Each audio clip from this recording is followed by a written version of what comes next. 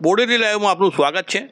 કવાંટ તાલુકાના નાની દેવતથી આથા ડુંગરી જોડતા રસ્તા પર ચીલિયાવાટ ગામ આવે છે। ચીલિયાવાટનું પતિયાળા ફળિયું, ત્યાં એક આછડિયું પસાર થયેલું છે, તસવીરમાં દ્રશ્યમાન થાય।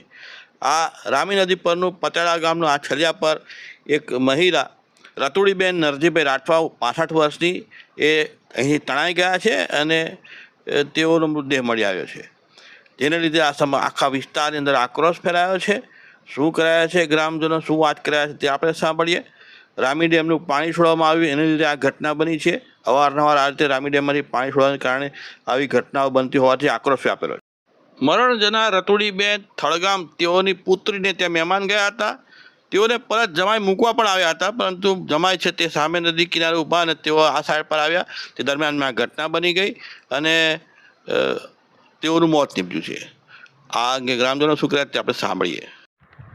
આજરોજ તારીખ 26/9/2024 ના રોજ રામી નદીની અંદરથી અચાનક પાણી છોડવાના કારણે ગામ પતિયાળાના વતની રાઠવા રતુડીબેન નરજીભાઈ, ઉંમર વર્ષ 65, તેઓ એમની છોકરીના ત્યાં મહેમાન ગયા હતા। 2 દિવસ ત્યાં રોકાઈને ઘરે આવતા એમના જમાઈ ત્યાંથી મૂકવા પણ આવ્યા હતા, પણ નાની દેવત અને પતિયાળા ગામની વચ્ચે આ મોટી નદી આવેલી છે અને આ નદીની અંદર રામી ડેમનું પાણી છોડવામાં વારા ઘડીએ આવે છે। તો અચાનક રામી ડેમની અંદરથી પાણી છોડવાના કારણે અહીંયા રાઠવા રતુડીબેન નરજીભાઈનું અત્યારે પાણીમાં ડૂબી જવાના કારણે, તણાઈ જવાના કારણે કમકમાટી ભર્યો મોત થયું છે।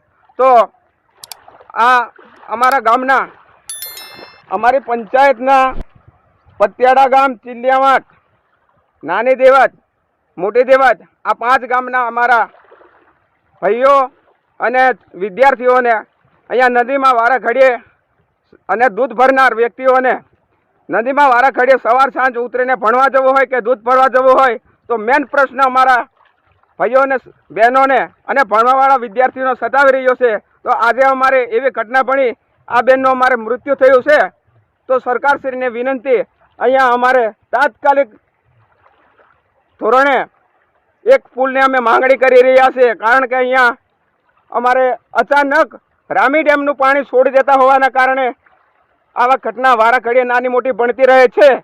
તો માટે સરકારશ્રી ધ્યાનમાં લઈને અહીંયા અમારે પુલ મળે એવી અમારા લોકો વિનંતી કરી રહ્યા છે।